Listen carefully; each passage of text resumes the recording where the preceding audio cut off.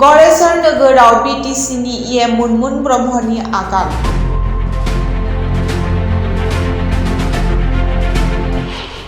गरेसर नोगोराव गोनांथि गेदेर गेदेर लामाफोरबो मोननो थांगासिनो।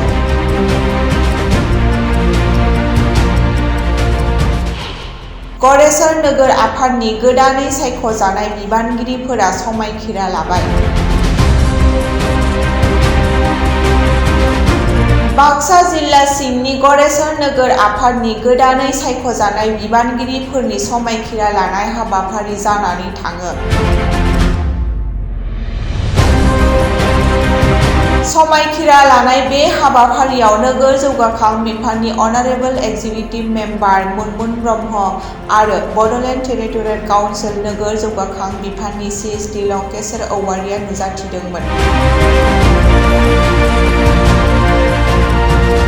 गरेसर नोगोर आफादनि समायखिरा लानाय हाबाफारियाव बिटिसिनि इएम मुनमुन ब्रह्मआ बाहागो लानानै फोरमायो दि थांनाय 5 बोसोराव इउपिपिएल सरकारा जि खोथा बुंनानै खामानि मावनो हायाखै रायजो राजानि साननायखौ फेलें खालामदों आरो मावफुङालासिनो थादों। बेफोर खामानिफोरखौ मावफुंना होनाया जोंनि दायथ' होनना फोरमायो खौरां बिजोङाव।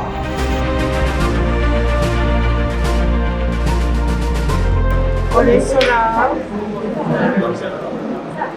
बिटिसि एरियानि बिराद गोजाम मोनसे मिउनिसिपालिटि कमिटि पौरसभा कमिटि। बे कमिटिया दिनै पूर्णांगभावे शक्तिशाली श्रीजुत महेश्वर बसुमतारी बिथां दिनैनि MCLA आरो प्राक्तन निजुसिनि इएम बिथांखौ लानानै दिनै कमिटि 8 जन मेम्बार वार्ड कमिशनार आरो सासे भाइस चेयारमेन गतिके 10 जनिया मोनसे गोख्रों कमिटि। आङो आसा खालामो बे कमिटिनि जरियते जोङो गरेसर पौरसभा कमिटि एरियाखौ जोङो गोख्रोङै आरो जोबोद थाबै मोनसे रिफर्म खालामनो फैनो हागोन। जौवा 5 बोसोराव इउपिपिएल सरकारा जे खोथा होनानै मावफुंनो हायाखै रायजोनि साननाय हनायखौ फेलें खालामदों मावफुङालासिनो थादों। बे खामानिफोरखौ मावफुंनानै होनाया जोंनि दायित्व। अति खम दिननि भितरते रायजोआ जे लुगैदोंमोन बेखौ रायजोआ मोनफिनसिगोन। गरेसर टाउनाव जेरैबो खना खनला लाइट होनाय जाहैगोन। गरेसर टाउनखौ टाउननिया मोनसे आर्बान मोनसे अनुभव खालामहोनो थाखाय गरेसर एरियानि रायजो राजाफोरखौ टाउन एरियानि रायजो राजाफोरखौ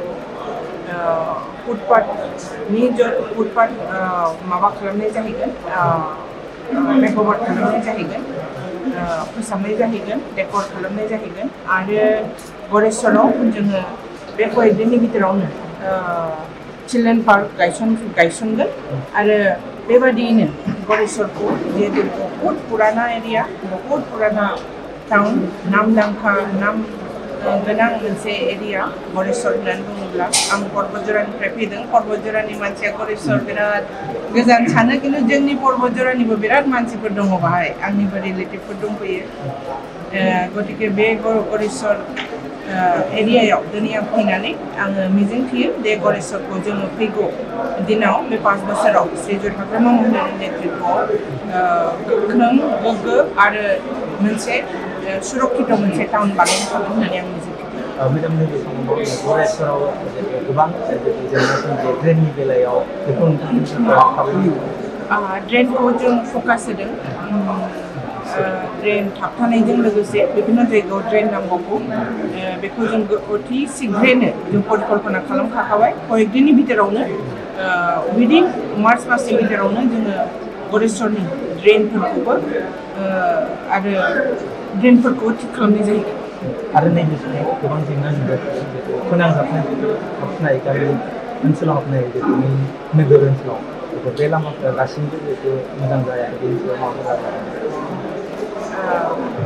गामि टाउन एरियानि लामाफोरखौथ' जोङो अलरेडि बिटिसिनि जे फान्ड मोनगोन बे फान्डजोंनो जों खालामनो थाखाय माखासे साखाफारा जों खालामदों अलरेडि एस्टिमेट जोङो पलिसि खालामगासिनो दङ अलरेडि एस्टिमेट जों माखासे खालामखाबायबो आरो बेनि बादैबो जोंहा दिनै MCLA दिनै कमिटिनि चेयारमेन बिथां दङ महसर दा बिथाङा फैगिलि बिथोरावनो आरो बे एरियानि थाखाय गरेस्वरनि थाखाय मा नांबावगौ बेखौ जों रायलायनानै अति शीघ्रे गरेस्वरनि लामा फाका करन बा CC ब्लक खालामनाय जाहैगोन इम्पर्टेन्ट आरो जोबोद दरकारि एरियाफ्राव आरो बेनि बादैबो ओरैनो जों आसामालानि जरियते लामा गिदिरखौनो मोननाय थांगासिनो दं दिनै बेबायदिनो एरियायाव चिफ सारा अपेनिं खालामगोन निश्चय